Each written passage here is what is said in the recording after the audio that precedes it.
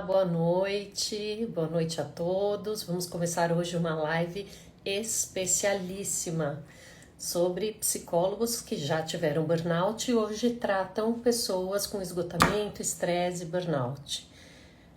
Vou colocar aqui, vou chamar o nosso convidado de hoje, ele, um psicólogo, colega meu, que teve uma trajetória bem parecida com a minha.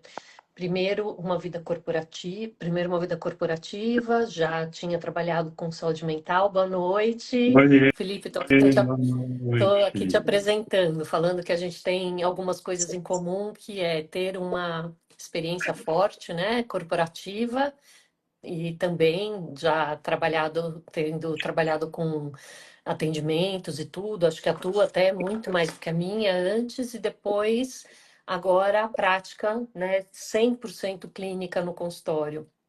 Então, eu vou Exatamente. primeiro esperar aqui algumas pessoas que já estão entrando para você se apresentar. Queria te agradecer por você estar aqui hoje, uma honra Eu que receber. agradeço. Uma honra toda minha de ter esse convite tão legal, tão Que bom. gostoso.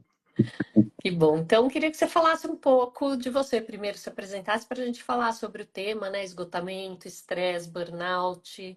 Estava lendo até hoje mesmo uma pesquisa, né? Li a do Gallup, uma pesquisa global sobre saúde mental, e hoje eu estava vendo uma sobre saúde em geral no Brasil, a saúde pública, a saúde privada e as iniciativas público-privadas, que eu vou deixar para a gente conversar sobre isso, que eu sei que é uma área que você também conhece bastante, que você pode falar muito, do ponto de vista da saúde mental, mas eu queria que antes você apresentasse para as Tá pessoas. ótimo, tá bom. E eu super acompanho, viu, Cris? Seus posts sobre burnout têm sido muito legais, Ah, inclusive um obrigada. recente sobre as diferentes áreas, achei o máximo. Dos É, profissionais, né? isso, Uhum. isso. E então, eu sou Felipe Cardarelli, eu sou psicólogo, né? Eu vim para São Paulo, desde na época que eu estava fazendo a minha formação em psicologia, eu fui trabalhando em RH, então o mundo corporativo é familiar para mim. Verdade, você começou no RH, né? Uma primeira Eu experiência, começo, assim. exatamente, eu começo no RH, recrutamento e seleção, treinamentos e tal. E aí, quando eu começo a fazer meus estágios na psicologia, que eu, né, tenho esse contato com o SUS e tal. E aí, naquele momento, eu falei, não, vou me enveredar para o SUS. E aí, até nessa lógica, eu vim para São Paulo fazer uma especialização em psicopatologia e saúde pública. Uhum. E aí, também foi uma ponte para eu entrar, né, nesse mundo do SUS. Aí, comecei como psicólogo, atuando com pessoas com dependência química, depois com pessoas com transtornos mentais graves, pessoas com deficiência intelectual grave, assumi a gerência de um serviço, depois eu fui chamado para implementar um programa na cidade de São Paulo para pessoas com deficiência intelectual, e foi muito legal. Eventualmente eu também fiz um mestrado na USP, depois eu fui... Eventualmente. Como você é humilde. Eventualmente, eu fiz um mestrado na USP. É, foi é bem... mestre pela USP. Exatamente, Uhum. foi inclusive sobre esse processo, esse trabalho, né, que eu escrevi, e aí eu fui chamado para um outro desafio, né, de apoiar uma região de saúde. Então, eu supervisionava, apoiava, gerenciava todos os serviços de uma região aqui de São Paulo de saúde, que fica nas extremas zona sul de São Paulo. Uhum. E depois eu fui ser coordenador do desenvolvimento e treinamento desse setor, então eram 6.000 funcionários, e aí eu acabei me especializando fiz mais especializações na área de ensino, e aí foi nesse processo todo aí, né, que começou a ficar muito difícil, né, o trabalho, então já aqui vou aproveitar meio que me Vai. apresentando, que eu acho que é isso, assim, né, acho que era um cargo de gestão, um cargo alto, e, bom, é sempre, né, Claro. exigência, a gente vai até naturalizando que tem muita exigência, né? Sim, a gente vai E, justificando também as exigências, né? Vai justificando o que a gente tem que fazer, dependendo da personalidade também. A pessoa vai se cobrando cada vez mais, sem muito exatamente, critério, né? De que é muito exigente aquilo, de que. exatamente. E aí é aquilo que, que até a gente trabalhava, né? Você me ajudava muito nesse sentido, e ainda me ajuda, que é Uhum. essa sacar também o quanto que eu estava fazendo além, por causa das minhas questões, né? Sim, das autocobranças que a gente tem, né? Da cobrança. Uhum. Exatamente. Então, esse período foi muito difícil, porque quando eu saí dessa supervisão regional, até eventualmente foi muitos anos depois que eu fui ali, né, me encontrando, vamos dizer assim, no treinamento e desenvolvimento. Eu fiquei durante um tempo sem ter o que fazer, meio perdido, né, esperando a demissão. Então, esse período foi muito difícil, né, Uhum. já me adiantando um pouco aqui, mas depois a gente pode falar, Sim. né, dentro do que você quiser, que Uhum. eu acho que foi um período muito difícil para mim. Não, Muito eu queria que você falasse até para depois a gente entrar no tema de como a gente trata hoje as pessoas, né? Como a gente viveu isso. difícil. Então, como foi para você ter passado por esse processo do burnout, do começar com estresse, passar pelo esgotamento, chegar no burnout, porque eu costumo Exato. dizer isso, que para a gente ter burnout, chegar no burnout, a gente tem que se esforçar, né? É quase um trabalho paralelo. Você se esforça para ter burnout, não é que um dia você acorda e está com burnout, Não, né? exatamente. Burnout é sério, É, grave, e ele vai aos poucos, né? Chegando, vai consumindo, a gente não vai percebendo. Primeiro é um estresse, depois você fala, não, só tô cansado. Não, mas é porque foi hoje. Não, mas é porque eu tô com um problema em casa. Não, mas é porque briguei com a minha mãe. Não, mas é porque o trânsito. E você vai justificando tudo. Aí quando você vê, você tá doente. é, exatamente. Eu acho que comigo foi isso, assim, eu acho que, né, a minha carreira foi aumentando a responsabilidade, eu fui, né, chegando a um nível mesmo de gestão que, né, a responsabilidade é Sim, maior, a exigência é maior, e dado o momento, eu acho que também, né, Cris, assim, nisso a gente tem que falar que, infelizmente, a cultura das empresas ainda precisa se modernizar muito, muito. né, o feedback, Sim. então várias coisas assim que eu fui percebendo hoje eu consigo entender, Mas mas na hora naquele que você tá momento ali, não, né? você não entende o que está acontecendo, não tem comunicação, a cultura é uma cultura tóxica, uma cultura que, Uhum. né, ela é ambivalente, você nunca sabe se você está falando qual vai ser a reação das pessoas, né? Uhum. Os gestores não estão preparados, né? Sem Nada, dúvida. zero. Eu falo Nada, isso. A zero. gente tem dois problemas. O problema é que as empresas não resolvem isso. Uma, porque elas não estão preparadas, elas não sabem o que fazer. Dois, porque isso leva tempo e investimento. Porque você tem que preparar Exato, pessoas, gestores, né? Você tem que ir de cima para baixo mesmo, exato. preparando essas pessoas para lidar com outras pessoas. E isso vai demorar um tempo, mas hoje a maior parte, eu já vejo as empresas mais preocupadas com isso, porque isso dá prejuízo. Então, elas se preocupam mais. Mas a gente ainda não tem gestores, né? Que estão prontos para lidar com isso, para saber o que, que é personalidade, o que, que é as diferenças de personalidade, emoções, sentimentos. Ali é uma vida que a gente tem juntos, né? A gente fica muito tempo dentro do trabalho. Você não vai lá e fica uma hora e volta para tua casa e tudo bem. Você fica a maior parte do seu tempo, você está no trabalho. Então, se esse ambiente não for bom, o risco de você ficar doente, né, mentalmente ou que seja fisiologicamente, é muito grande. Sim, sim, sem dúvida. É isso que você está falando mesmo, né, Cris? Acho que, infelizmente, acho que ainda temos culturas muito antiquadas. Sim, Infelizmente, é uma contradição imensa, porque na saúde O isso me parece que avanço é grande.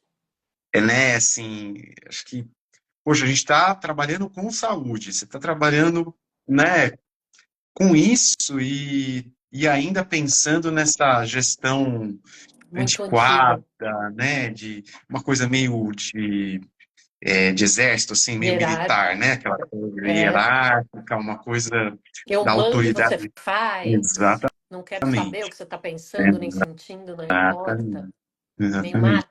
máquina, né?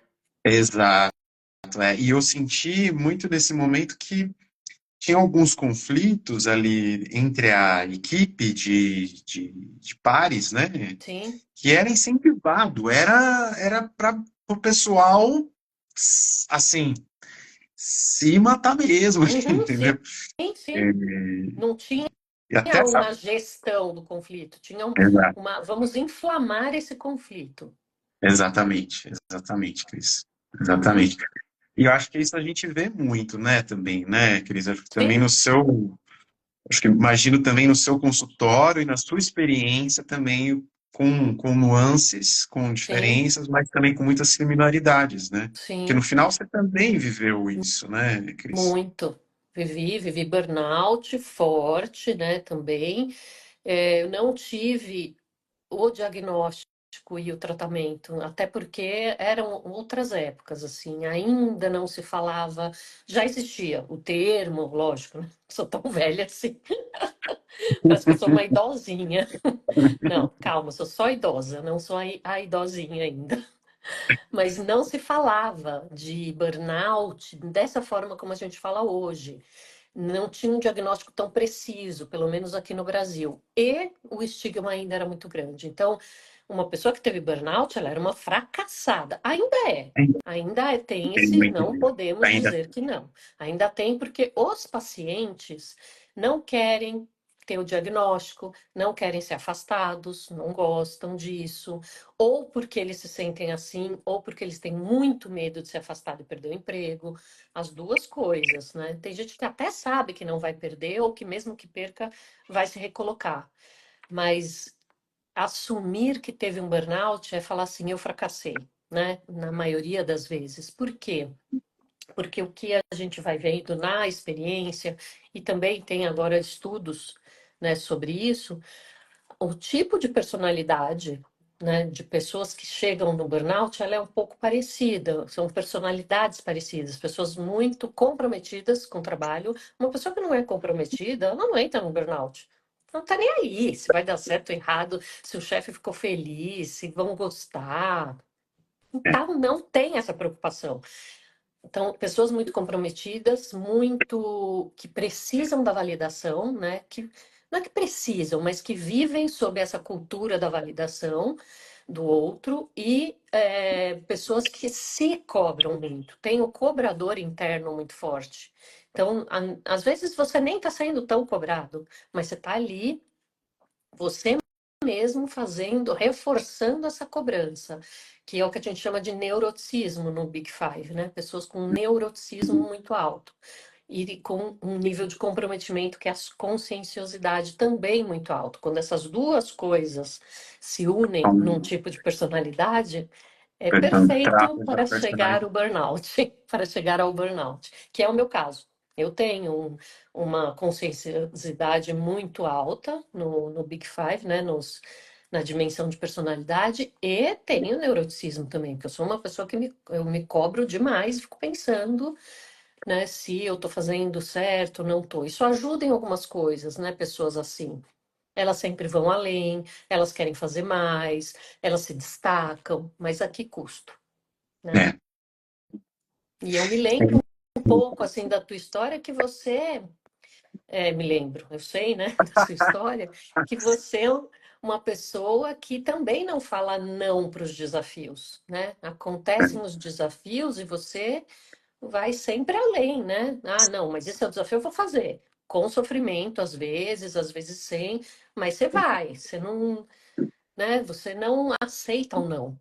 Então você vai É, fazendo mais. isso é uma coisa que, naquela época, acho que é uma característica minha, você tem razão, assim, né, que eu, né, tenho essa coisa de ir até o fim, de perseverar e Sim, insistir, né? Mas eu acho que também naquela época, assim, eu estava muito comprometido, que é o que você falou, né? Esse sim. comprometimento com o SUS, essa coisa de, Isso para né, você, né? nossa, isso para mim era uma coisa, assim, e ainda é, né? Acho que não, a gente não abre mão de valores, Claro. mas o nível de comprometimento, né, que eu Foi tinha, além da sua saúde, foi, né, Felipe? E você foi. percebe isso também hoje nos pacientes que você atende, que estão com esgotamento, que estão com estresse, essas características que levam também as pessoas a entrarem num nível de comprometimento que às vezes vai além do fazer bem o trabalho, né? Começa a comprometer a saúde. Sem dúvida. Eu percebo, sim, eu acho que você vê que muitas vezes as pessoas têm valores muito nobres, assim, né? A pessoa tem um senso de justiça. Então ela vai, ajuda os outros, pega serviço que os outros que Deveriam precisavam fazer. fazer, deveriam fazer, mas está ali pegando o trabalho dos outros e sobrecarregando, porque ele tem um senso de justiça, que ele, quando ele entrou, ninguém ajudou ele. Então, sabe, por exemplo, histórias Sim, assim, tem né? coisas assim. Coisas Uhum. assim.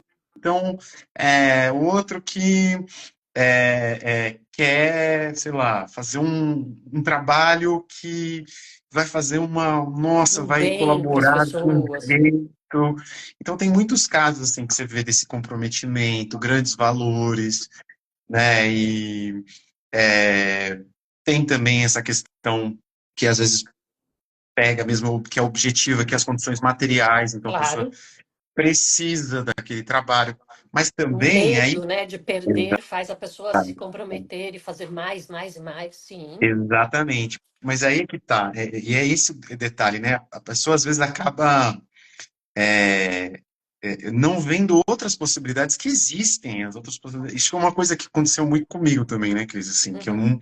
não via outra possibilidade que não fosse aquele trabalho, tá ali, né? E eu acho que eu me vi também institucionalizado, né? Passei muito Sim. tempo naquela instituição, né? E eu vejo isso também com alguns pacientes. A pessoa está há algum tempo na empresa e ela não se vê mais fora daquilo no mercado. Às vezes tem o fator da idade, e aí Sim. começa a vir a insegurança, né? Uhum. Vem esse núcleo aí de uma fissura, aí, alguma fragilidade, Sim. né? De insegurança, e aí a pessoa começa realmente a passar do limite. Então, Então, você vê sim, que para a gente trabalhar com uma pessoa que está no burnout, não é só o trabalho. Tem as características dela, do ambiente que ela está e da percepção que ela tem do mundo, né? Porque se ela percebe o mundo como algo que não vai dar outra oportunidade, que é tudo muito difícil, que se sair dessa instituição não tem outra coisa, porque às vezes tem gente que passou a vida num trabalho, né? 30 anos, 25 exato. anos no mesmo lugar. Então é difícil, porque também tem um rompimento ali, né? Rompimento de pessoas que você conhece, amigos, o lugar que você foi a vida inteira, aonde você se Identidade. formou, né? Isso, e acreditar naqueles valores da empresa Uhum. também, tem um engajamento. E você vai romper com tudo isso. Mas essas características podem te levar a uma relação que não seja boa com o trabalho. E também a falta de gestão, porque a falta não, a má gestão, porque sempre tem uma gestão, mas uma gestão que não está adequada, né, hoje, para o ser humano como ele está hoje, né, complexo, mais complexo do que antes, porque antes a gente entrava numa empresa e ficava nela, era isso, ia mudar 2 vezes de emprego, no máximo 3, quando muito, essa foi a vida dos nossos pais. Tanto que o sonho deles, de todos, era ser funcionário público. Você entra no lugar e fica até morrer. E acabou, você não se preocupa mais com isso. E depois foi essa coisa, 2 ou 3 empresas no máximo, né? Depois se aposentava. Hoje não é assim, né? Então, essa nova gestão, que tem que ver as pessoas dessa forma, ela ainda está se formando. E aí O último dado, né, que eu queria falar do Gallup, que foi uma grande pesquisa no mundo inteiro, eles fizeram nos todos os países, eu até não consegui ver com tanto detalhe, mas entrei nos dados do Brasil, não diferem do mundo, do que eles escolheram no mundo. Tem uma coisa que me chamou muita atenção, que é assim, as pessoas se autodeclaravam mais preocupadas e estressadas com a má gestão que elas tinham do que ficar desempregada, do que as pessoas que estavam desempregadas. Então, e era um número grande, 30% a mais. Então, veja que as pessoas estão sofrendo mais com má gestão do que com desemprego. Por isso que eu falei que eu fui ver o Brasil também, que é um país que tem aí seus problemas sociais ainda. E mesmo no Brasil, as pessoas estão sofrendo mais com má gestão do que com desemprego. Olha onde a gente chegou, né? Como falta hoje em dia uma boa gestão de saúde mental nas empresas, para não acontecer isso, né? Que aconteceu com você, de chegar ao extremo, né, do Sim. burnout. Comigo também, né? Eu também cheguei ao extremo de ficar doente. Tô anotando aqui porque você vai falando e vai me vindo várias coisas interessantes para pensar. Eu acho que é isso, né? A liderança, eu fico pensando o quanto que também tem a dor da liderança, no sentido de que, né, essa liderança está sendo muito exigida, né? Sim, E também não pode falar sobre isso, ou não aceita olhar para ou isso, ou nem também não está sabe como fazer, consolidando, o que que eu não faço com isso, né? sabe como fazer. Exatamente. Então, eu acho que a gente precisa dessa mudança que você falou, que é o top-down, né? Assim, precisa de uma mudança efetiva de cultura para uma Sim, transformação de um ambiente mais seguro psicologicamente, liderança mais saudável. Tem que vir de cima para é, baixo, mas também tem que vir o cuidado também para esses líderes. Assim, também tem claro, que vir um olhar mais claro, humanizado, sem né? dúvida. Incluindo eles, né? Então, eu Sim, acho que isso às vezes é esquecido, assim, parece que é só pro. E isso é uma coisa, não sei se você percebe isso, Cris, que às vezes eu percebo que tem iniciativas bacanas, assim, tentativas válidas da empresa, mas é sempre assim, não é a cúpula, é do meio para baixo como que eles querem se eles que. não tivessem, Exato. eles não Vocês não precisar, quem não precisam. precisa mais são eles, assim, né? Para É, rever essa cultura. E uhum. aí os trabalhos de ambiente seguro e tudo é com o pessoal de média gestão para baixo. Aí, Eu falo, isso é no chão da fábrica que eles colocam, é, né, isso, né? E acima, quem está ali dirigindo, ou os gestores, eles têm essa visão hoje muito equivocada e que tem mudado, porque hoje o burnout está chegando lá. Essas pessoas estão saindo das empresas, de que para eles não precisa tanto, porque a gente também vem de uma cultura que é assim, se eu estou bem, se eu estou ganhando bem, se eu tenho uma boa condição de vida, por que que eu vou precisar de uma ajuda ou de saúde mental? Isso é para as pessoas menos favorecidas. E não é isso. Saúde mental não é uma questão de social, do nível social. Claro que se você é uma pessoa com muito menos recurso, a chance de você ter problemas de saúde mental são maiores, mas as chances de você ter problemas de saúde em geral, né? Então, por isso que a gente tem que cuidar dessa questão social, para ela, né, ser mais justa para todos.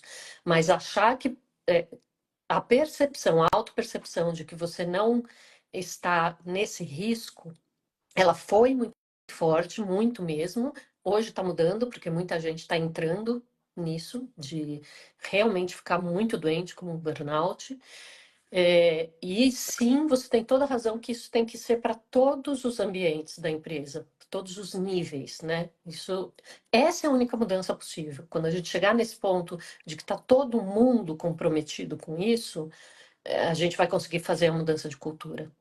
e é isso, né? É sintomático o líder da cúpula querer que seja só um trabalho só, né, do meio para baixo, né? Então, como é que ele Acreditar vai? nisso, né? Isso, porque ele não se coloca em questão.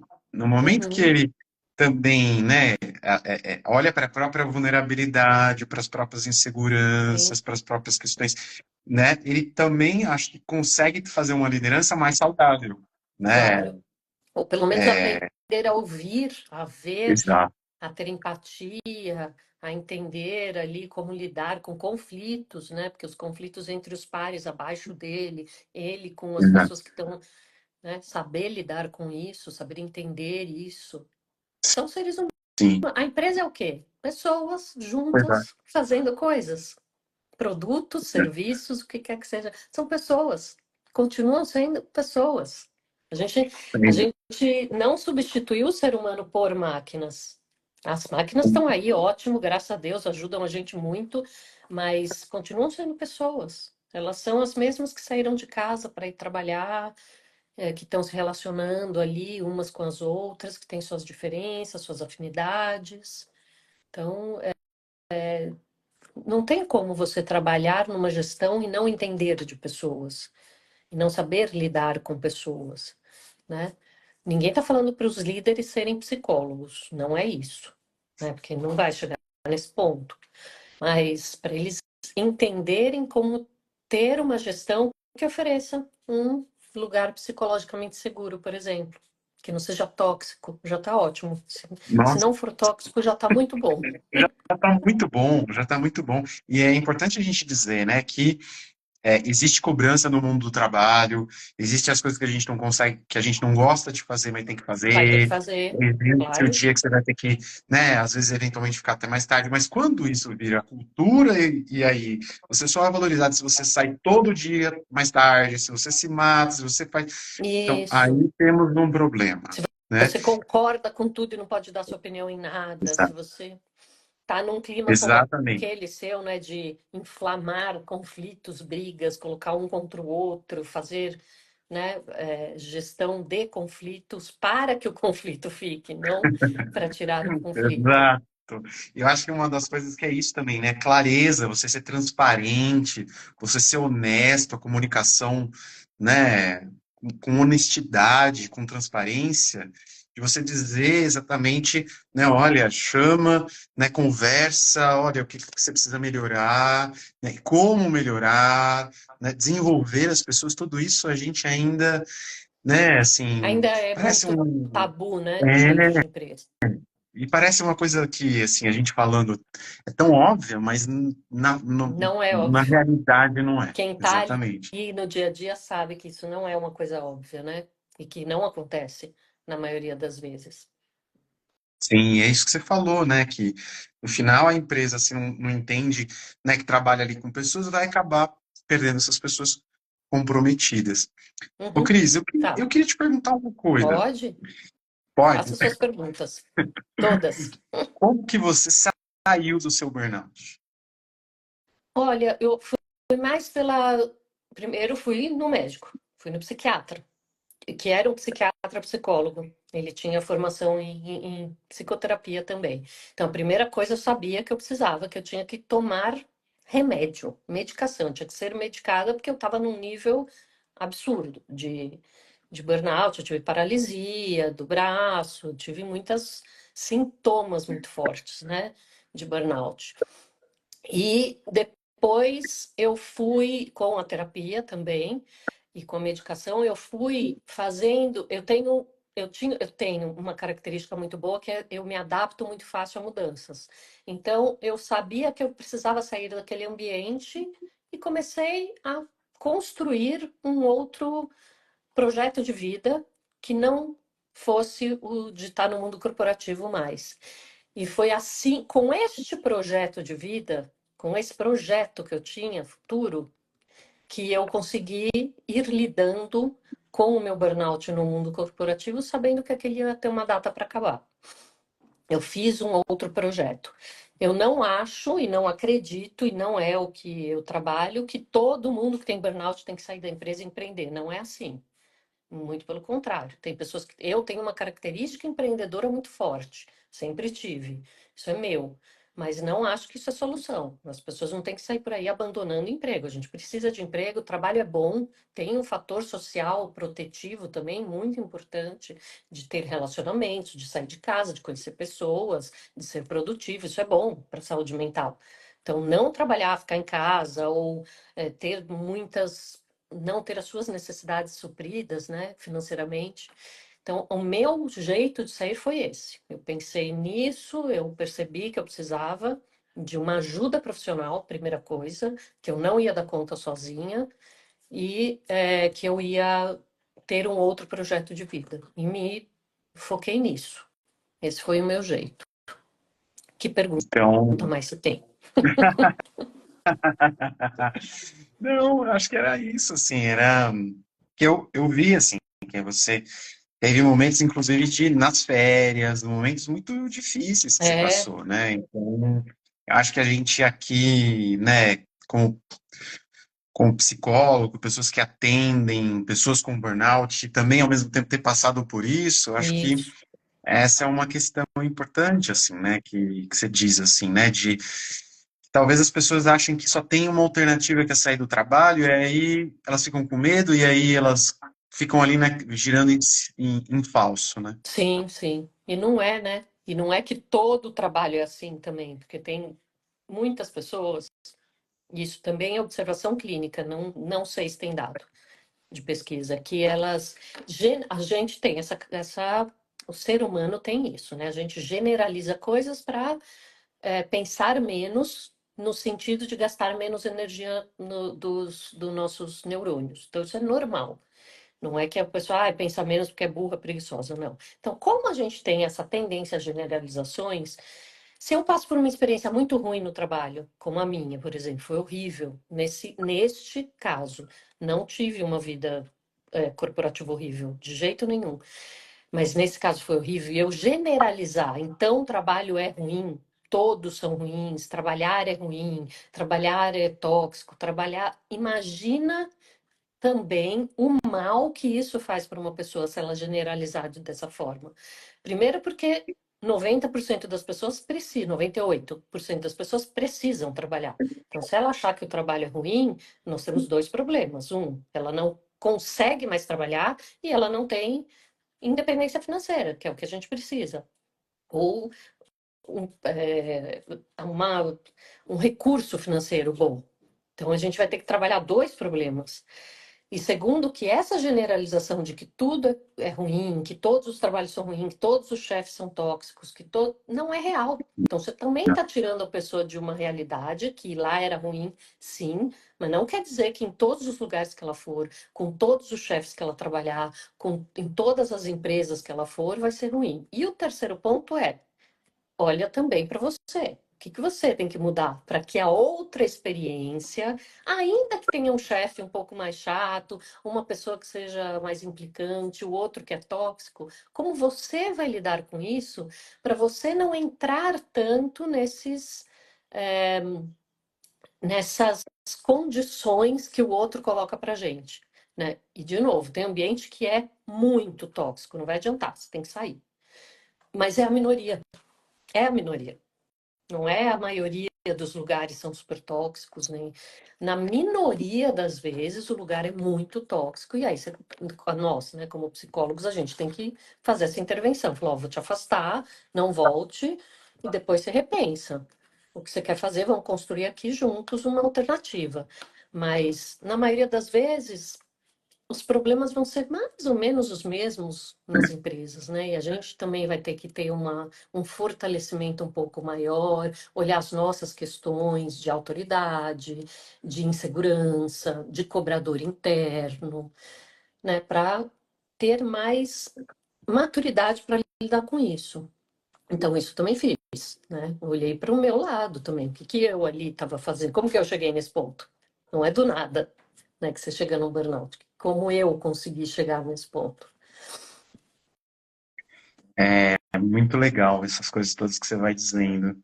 Eu fico pensando que você tem, assim, é muito interessante, que você tem muita razão, muita propriedade do que você está falando, né?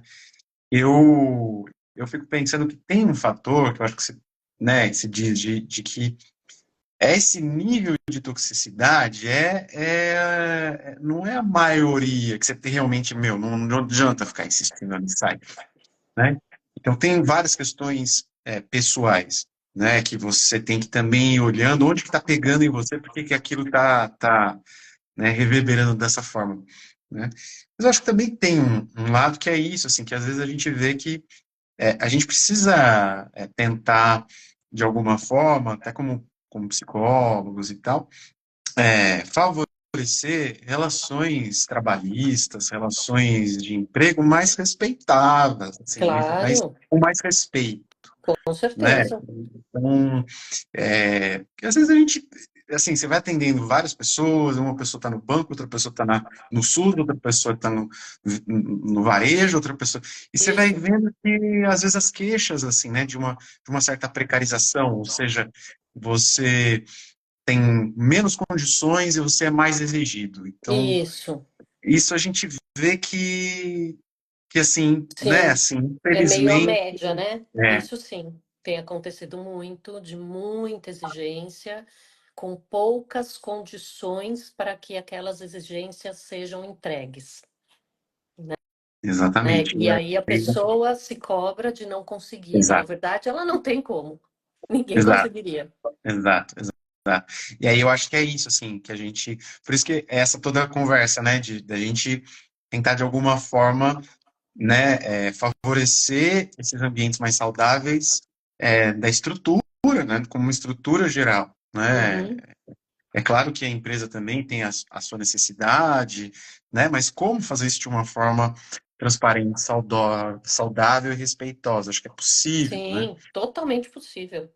Sim, eu vim do lado mais corporativo mesmo, né? Não passei pelo lado. Você trabalhou na parte corporativa da saúde, ligado ao SUS. Eu vim da indústria corporativa mesmo, né? Serviço, lucro, produto, lucro. Não tenho nada contra isso, já vou deixar isso bem claro. Nada. Não precisa ser diferente disso, o sistema. As relações, sim. As relações Exato, podem ser melhores para este mesmo fim. O fim não é o exato, problema, que a gente fica culpando o fim. Ai, o problema é o lucro. Não é. É a mesma coisa que falar, o problema é o dinheiro. O dinheiro não é nada, é um objeto. Você pode fazer bom uso ou mau uso dele. A relação pode ser muito melhor, mais produtiva, entre as pessoas e o objetivo pode ser o que for, pode ser benfeitorias, pode ser o que quiserem com o objetivo. Isso não vai mudar a relação. Você pode ter uma relação horrível e o objetivo final é melhorar a vida das pessoas. Não adiantou nada, você continuou fazendo mal para as pessoas. Né? Então, vamos tirar um pouco o foco de onde a gente não precisa colocar agora, porque a gente não vai mudar, que é as empresas querem ter lucro, isso não vai mudar. Nem eu, nem você, nem ninguém. O que a gente vai mudar? As relações entre as pessoas. Elas podem ser muito melhores. Claro que podem. Eu tenho total, não é nem crença, eu tenho certeza disso, porque primeiro porque eu vim de lá, segundo porque eu estudo hoje isso. Então é possível você refazer as relações, porque mesmo para os líderes e para as empresas, ninguém quer estar num lugar ruim, tóxico. As empresas não querem ter funcionários afastados exato. pelo por burnout, não querem ter processo de trabalho, dá trabalho, perde dinheiro. Quando a pessoa sai por burnout, você tem que treinar outra, trazer alguém. Aí os outros já ficam, nossa, eu não quero trabalhar com fulano, porque o outro saiu de lá porque teve burnout. Fica um clima horrível. Então, não é que as empresas falam, não tô nem aí para isso. Não, quando começa a ter problema, elas ficam, temos que mudar. Então, Uhum. e é sempre assim, né? Quando você tem uma infecção, o seu sistema todo de defesa fica alerta para matar a infecção, mas infelizmente você teve que ter a infecção. E nas empresas a mesma coisa, começa a ter caso de burnout, de gente saindo, de estresse, de briga, de conflito, começa a vir uma nova cultura, um pensamento novo, um jeito novo de fazer as coisas, porque não é bom para ninguém. Ninguém sai ganhando com Nem isso. para o lucro, né? Quer Não, dizer, se você você... perde mais dinheiro. Exato. Quer dizer, essa ideia de que, né, é isso, assim, por isso que a gente está falando de uma modernização, né? No Sim, final, né, se você eu vi recentemente também uma pesquisa dessas, né, grande Big Techs e tal, quais eram as equipes mais bem-sucedidas, mais exitosas, eram aquelas que tinham líderes mais saudáveis, líderes que Isso, promoviam, né, essa comunicação exatamente. franca, Uhum. né, promoviam um ambiente Ambiente saudável. saudável, psicologicamente seguro. Como que você Então, definiria para as pessoas que estão assistindo, Felipe, o ambiente psicologicamente seguro numa empresa? acho que acho que envolve várias coisas, mas uma coisa que me vem à cabeça assim de bate-pronto é, por exemplo, como você lida com erros honestos, Uhum, né? Quer dizer, a empresa entende que isso faz parte, né, da condição humana, uhum, né? A gente tem basicamente duas certezas na vida, que a gente vai morrer e que a gente vai errar, porque não o tem resto, como, né? exatamente. E a gente vai errar. Então, erros honestos, você ter essa aceitação, esse entendimento, né? Você promover um ambiente onde, né, exista não tanta competitividade, essa competitividade, Ruim, né, né? ruim, exatamente, mas uma coisa, né, na medida do possível saudável, né, onde não tenha tanta comparação, né? Então, eu acho que isso às vezes é algo que É está ali verdade. na cultura e, e acho que isso, né? Eu acho que essa coisa da comunicação também, eu acho que é outro fator que para mim, por exemplo, na minha experiência, foi um fator muito importante, Conta que então um foi essa, pouco do que você puder, né? Da sua claro, experiência. foi, eu acho que era isso, assim, eu ficava, eu nunca sabia o que estava acontecendo. Então, Uhum, eu só tinha, assim, me colocavam para fazer uma coisa que é isso, né? Certo momento, né, que teve essa virada, eu estava lá fazendo o meu trabalho, eu estava achando que eu estava indo bem, sim. Achando não, estava você desempenhando. está vendo bem, né? Exato, exatamente. Olha aí, a minha psicóloga, gente. A minha psicóloga, tá vendo? E, e aí, do nada, me tiraram desse lugar que eu gostava, que eu me sentia bem fazendo, que tinha a ver comigo, e colocaram numa coisa assim que não tinha nem pé nem cabeça, nem a pessoa sabia dizer para mim o que era para eu fazer, que na verdade era um limbo, né? Sim, Então, mas por quê? O que que aconteceu? O que que eu fiz de errado? Onde eu posso melhorar? Nem sobre a nova função sabiam me dizer o que que era para ser feito, não né? tinha Então, direcionamento nenhum, nem justificativa, nenhum, nenhuma das duas coisas. nenhum. E esse era o trabalho, essa era a forma com que era gerida a coisa ali, né? Não tinha. Eu fiquei anos sem fazer o feedback anual, nem o anual que tinha que fazer de obrigação, fizeram Foi comigo. feito. Foi feito. Uhum. Então, Então, eu não. imagina quanta coisa a gente pode criar Exato, de fantasias, fantasias no sentido assim, já que eu tenho essa característica de achar que eu tenho que fazer melhor, ninguém está me falando, me mudaram de lugar, o que que eu vou criando ali, porque eu não tenho um feedback, eu não sei o que está acontecendo, né? A gente pode ir para as coisas exato, simples e para entender o ser humano, não precisa, né, ser nenhum gênio para saber que isso daí não iria fazer bem, né? exato. Nem para o clima da empresa, nem para a pessoa, nem para o objetivo que a empresa quer ter, porque ali está tudo desorganizado. E Exato, exato. uma das principais coisas que faz uma pessoa começar a entrar no burnout é mudança de função sem clareza, sem objetivo e ter a pessoa se sentir em alguma função que ela não se sente capaz e para aquilo que ela não foi contratada. Então foi exatamente uma das coisas que aconteceu com você, né? Não fui contratado para isso, não sei se eu sou capaz, mas estão me cobrando resultado. E aí você se sente como impotente, incompetente. Será que você é impotente, incompetente? Ou você está no lugar errado? né? Essas exato, coisas também que isso é função do psicólogo quando ele está trabalhando com o paciente. Calma, isso daí não é seu. Será que exato. você é incompetente ou te colocaram também numa situação agora que você não tem o que fazer ali, né? E aí vai pegando nas nossas fragilidades, né? Que acho que todo mundo tem, né? Lógico. Um jeito de outro, uma fragilidade ou outra.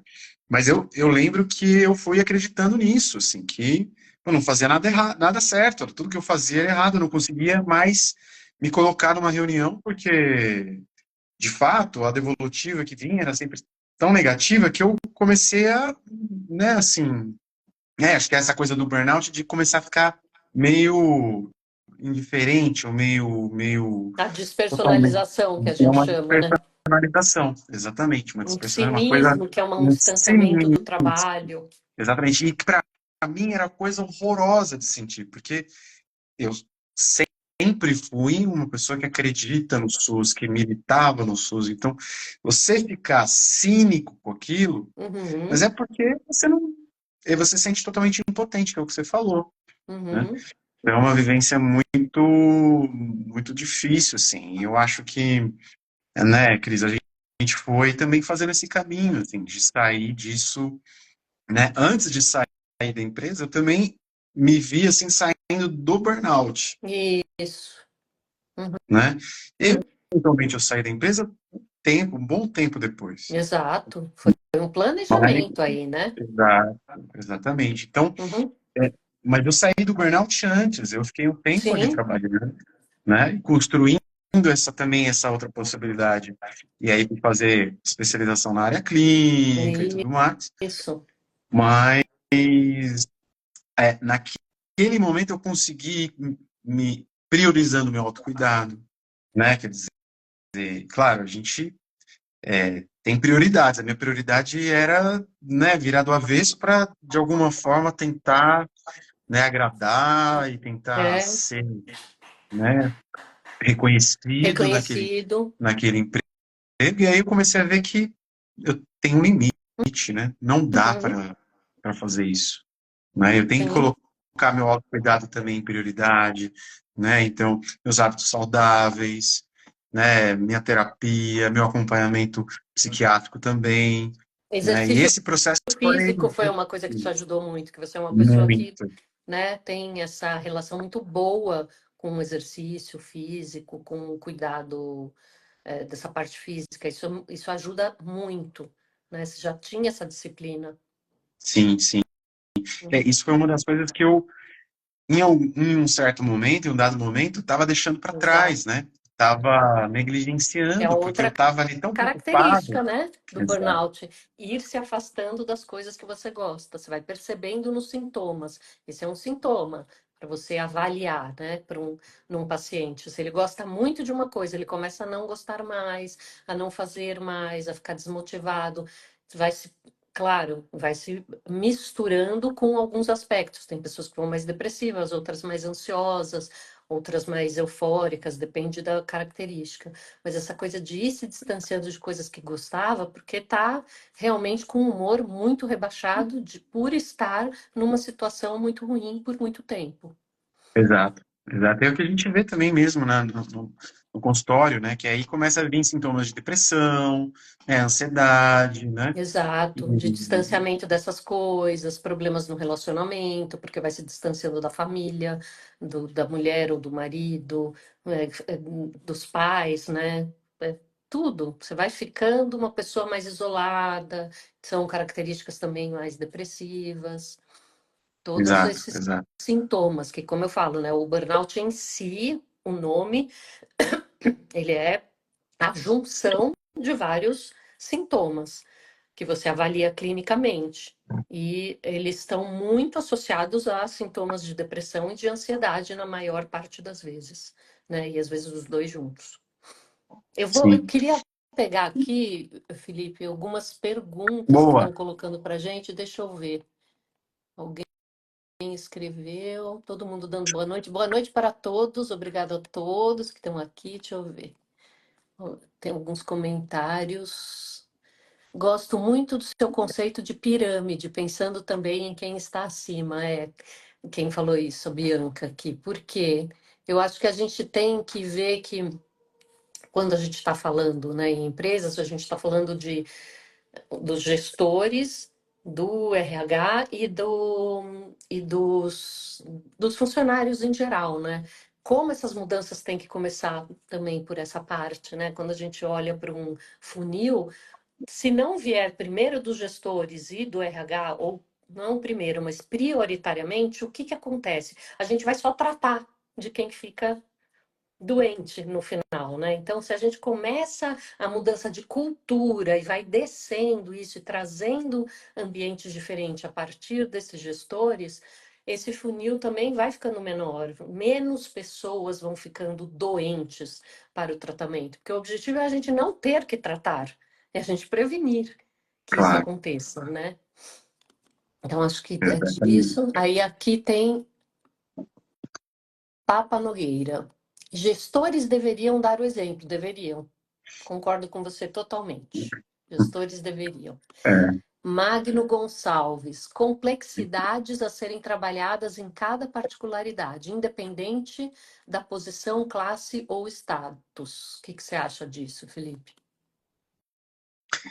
então, eu acho que ele está pegando essa ideia também, né, da transversalidade Sim, desse trabalho, né, de da gente repensar, né, não é a nossa relação com o privilégio, trabalho. né, de ninguém.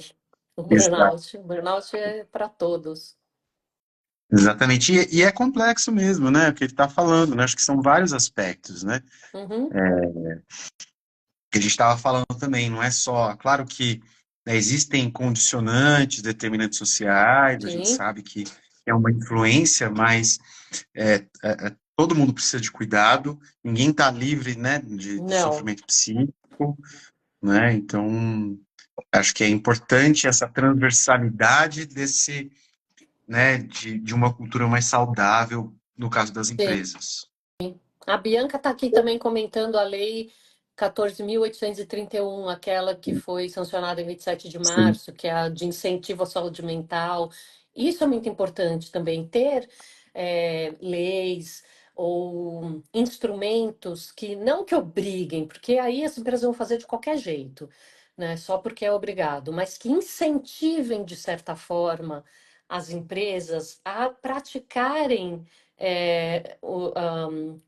educação de saúde mental, divulgação disso, porque isso também, educação, muda a cultura em qualquer ambiente. Dentro das empresas, a gente também precisa de mudança de cultura, através de educação, de palestras, de roda de conversa, mentorias, consultorias sobre esse tema, com pessoas especializadas para isso, a gente também vai promovendo esse tipo de mudança. Você é uma pessoa que faz bastante palestra também, fala sobre isso. Como que você tem tá. visto isso? Você acha que tem uma boa aceitação, as pessoas se engajam, elas gostam? Eu acho, sim, Cris, eu acho que tem que ter essas políticas indutoras dessas práticas, Sim, né? Eu acho que é esse o papel mesmo do Estado, sim. né? E eu acho que tem uma boa aceitação por parte, né, dos participantes, das empresas. As empresas começam a ver essa relação também, né, entre uma liderança e uma cultura mais saudável e Os benefícios que um isso traz também, né? benefício. Exatamente, mais criatividade, mais produtividade, né? É prevenção ao assédio, né? Isso. Então, é o que você falou, né? Então, às vezes a gente tá com uma coisa, com uma cultura que já está normalizada de O que ali assédio uma coisa... moral, por exemplo. Exato. Que o assédio moral é normal, tá? Uhum. Historicamente, é normal o chefe ficar bravo, bater na mesa, às Exato. vezes xingar um lá, né? Então, isso é recente e era normal, né? Nossa, eu vim de uma cultura de dois lugares, porque eu fui atriz antes de ser psicóloga, Olha antes de só, gente. trabalhar no ambiente corporativo. Então, fui atriz, depois fui para agência de publicidade. Quando eu era atriz, era normal. era satisfatório e era bem visto aqueles diretores que gritavam, que tinham ataque, que brigavam, que falavam: você é uma merda, sai daqui, nunca mais quero te ver na minha peça, no meio do ensaio. E tinha aquelas brigas, e os atores choravam, e o diretor quebrava tudo, ia para casa, só voltava no dia seguinte. Isso era lindo. Esses eram os bons diretores. Então, era uma cultura em que o assédio moral, ele era glorificado. Aí eu saí disso, uma das razões era essa: eu não aguentava esse clima, eu achava aquilo uma pessoa. Eu falava: gente, mas não precisa ser assim. De novo, não eram todos, mas os diretores mais desejados, os que todo mundo queria trabalhar, eram esses, naquela época. Estamos falando de 1980. Aí fui para as agências. E nas agências, com muito menos, claro, não era dessa forma, mas os grandes diretores de criação, as pessoas que estavam também ali, que eram o glamour da agência, elas eram assim também. Saiam da minha sala, xingavam as pessoas, e coisas assim, preconceituosas às vezes não, muitas vezes, do tipo: ah, você está falando isso porque você é mulher, sai daqui. Eu só falo com homem. Teve muito isso em publicidade. Não dá para ser recepcionista se for gorda, porque a gente é uma agência de publicidade que lida com imagem e tal, então você não pode ficar aqui. E a menina foi mandada embora. Na cara da pessoa, porque uma coisa já é horrível isso existir. Se você fala ainda só com RH e ele de um jeito delicado, ou muda a pessoa de sessão ou manda embora de um jeito. Não, era assim. De chegar, olhar para a pessoa e falar: o que você está fazendo aqui? Ah, eu sou a nova recepcionista. Não, pode ir embora, você é gorda. Gordos não podem ser recepcionistas. Essa era a cultura. Então, Sim. de uma época, eu vim de uma época que isso era aplaudido, isso era bom. Então, nós já avançamos muito. Não vivemos mais isso. Não dá para ser assim. A pessoa faz isso hoje, amanhã ela é denunciada, ela perde o cargo. Não importa ser presidente. Isso em multinacionais, tá? Isso também é importante dizer. As empresas mais que têm dinheiro em bolsa, que têm acionista, que não podem ter esse tipo de processo, elas tomam muito mais cuidado. Porque não dá para entrar com um processo de assédio moral, porque foi assediado, porque moralmente, sexualmente, o que quer que seja. Isso faz a empresa perder dinheiro. Então, isso é muito bom para a gente, para nós. Né? É uma forma de proteção também. Então, eu saí de culturas, eu vim, né, nasci, fui criada em culturas que eram muito, muito agressivas. Então, eu vejo essa mudança, por isso que eu falo: tem jeito, porque eu vejo essa mudança por um lado muito melhor do que foi, do que as empresas eram. E, mas precisa de investimento, né, Cris? Assim, isso Precisa, precisa de não investimento, cai do precisa ter céu, não. Precisa políticas, ter política, precisa ter precisa. investimento, precisa ter, né, uma ideia, assim, um plano mesmo, assim, né, de como que a gente pode transformar essa cultura, ou rever os pontos que a gente precisa rever, precisa desse investimento mesmo, né? Precisa. Olha, tem uma pessoa que escreveu uma coisa tão importante aqui.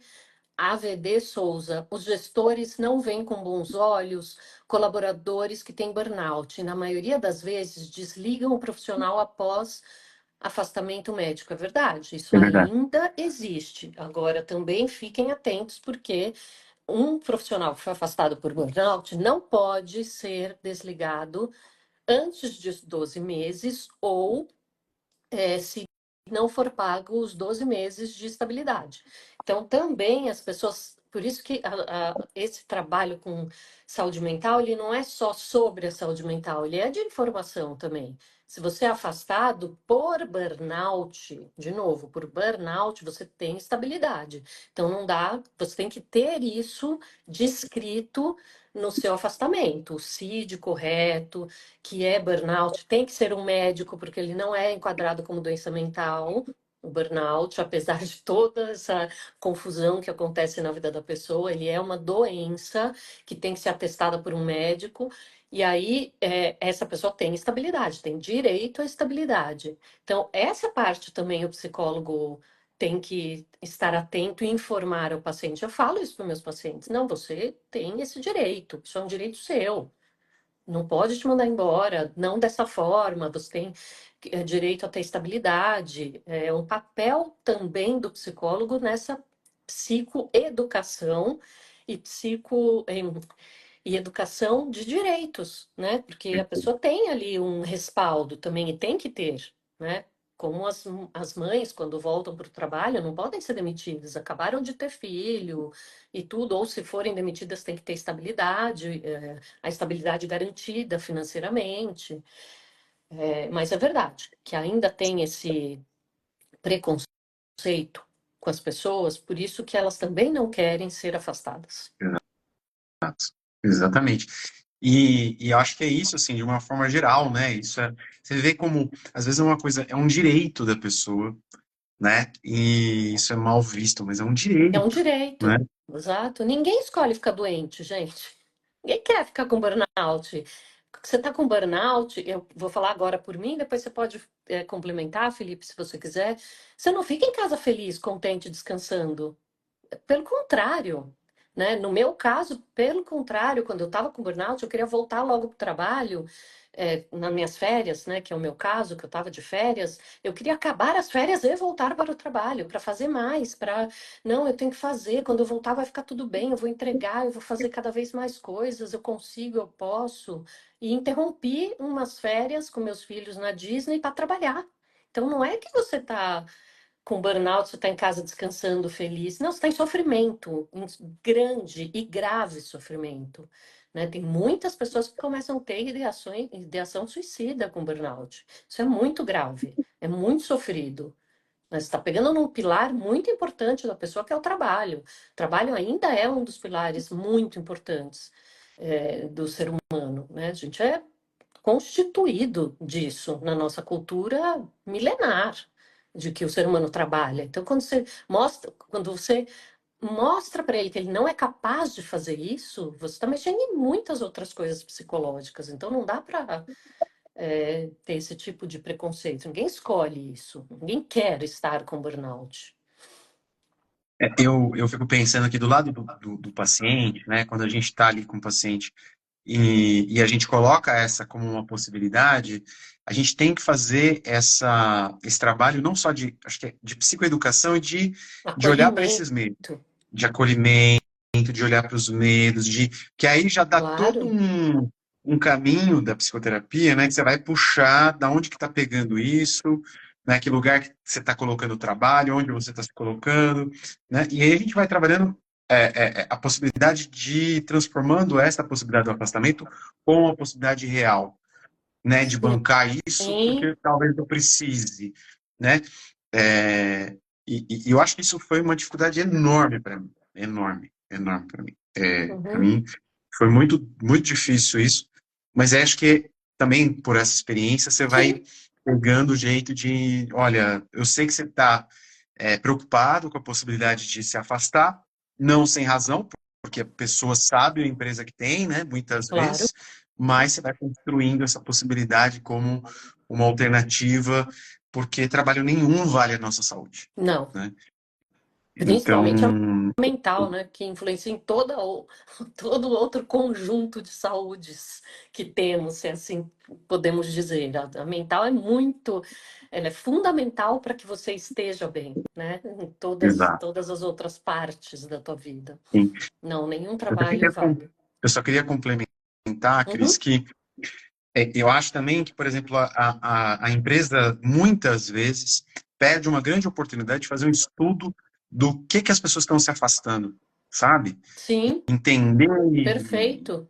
que setores e tal, o pessoal tem medo de olhar para isso. Então, eles não compartilham. Então, esse sinal de que está com medo de olhar para esses dados, o sinal de que você está sentindo que a empresa vê com maus olhos, né, a pessoa se afastar, é sinal de que ali Tem realmente um temos um problema. problema, né? Não é um ambiente psicologicamente seguro, voltando aí Seguro. a nossa pergunta Tá nessa certo. conversa anterior. Verdade. Tem um outro comentário que diz aqui que precisa de bons profissionais para orientar as empresas. Tem poucos profissionais que ajudam uma empresa a entender as suas doenças. Concordo. O que você acha disso? Eu acho que. Eu não sei se tem poucos profissionais que ajudam a entender. Eu acho que tem até pessoas que. Você vê que isso está ficando mais. Até porque virou mesmo assim um negócio, né? Ajudar Virou, as pessoas, claro. né? Uhum. Então, existe. Mas eu acho que é um desafio muito grande realmente ainda Mudança de essa coisa que a gente cultura. estava falando. Essa coisa de se disponibilizar de verdade uma coisa estrutural, de se rever de uma forma mais ampla. Então, a empresa, às vezes, a gente vê ainda muito resistente para entender essas doenças aí. E ela vai ter que passar por mudanças, né? E empresas também são resistentes a fazer mudanças e tudo, Exato. né? Porque não é fácil mesmo, né? Estando do outro lado, fazer uma mudança dentro de uma empresa também é difícil. Envolve também um monte de coisas, é, de burocracias e de investimento e tudo. Mas, no final, qual é a dificuldade que você vai querer, empresa? Lidar com Exato. funcionários doentes, ou com pessoas se afastando ou saindo da empresa e você tendo que treinar outras, ou lidar com essa mudança de cultura. Escolha a sua dificuldade. Uma das duas você vai ter. Não tem Exato. opção. Exato. É porque a gente vai tentando mostrar que é um investimento, né? Que você vai ter o retorno. Tem um dado, acho que da OMS, a cada eles Um usam o dólar, dinheiro, cada um né? dólar investido, algum dinheiro investido em saúde mental, você tem dois em retorno. Então, acho que é essa conscientização Na que verdade, a é gente vai quatro. tentando. A Ah, é relação quatro? é de 1 para 4. A cada um Quatro. dólar investido, você tem US$ 4 de retorno. É muito. É É muito. muito. Vale muito a pena cuidar Ah, de pessoas. Está cuidando de pessoas, no fim, daquilo que você precisa para que a sua empresa vá bem.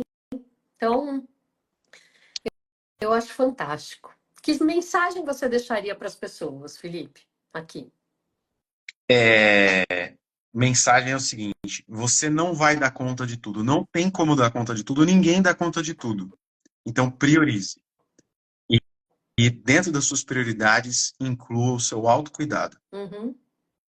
E para as empresas, que mensagem você deixaria? Investir na saúde mental dá retorno. Investir na saúde mental aumenta a produtividade, aumenta o teu lucro. Daí a gente precisa se modernizar, né? Eu acho que a gente está vivendo um momento também que certas práticas não vão ser mais aceitas. Perfeito. E é possível fazer E é isso, né? possível, sem Possível. dúvida. Sem dúvida. Bom, mais alguma coisa que você queira falar, perguntar? Eu queria agradecer demais, Então porque, vai. gente, assim, eu vou falar aqui que a Cris me ajudou muito esse período. Obrigada. Faço terapia com ela há muito tempo, uma delícia, é muito bom. E, e é isso, assim, uma super gratidão, uma coisa diferente para mim, porque eu estou fazendo live com a minha psicóloga. Sendo Então, psicólogo, né? Nós sendo somos psicólogo, colegas e. como Uhum. psicólogo, exatamente. Então é um pouco, né, assim, um pouco como paciente, um pouco como Os profissional, psicanalistas devem estar se matando agora, se porque a gente, matando.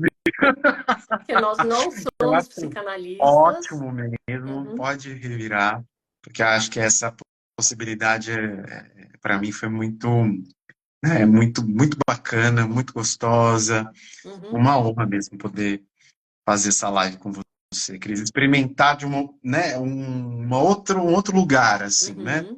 né, com você.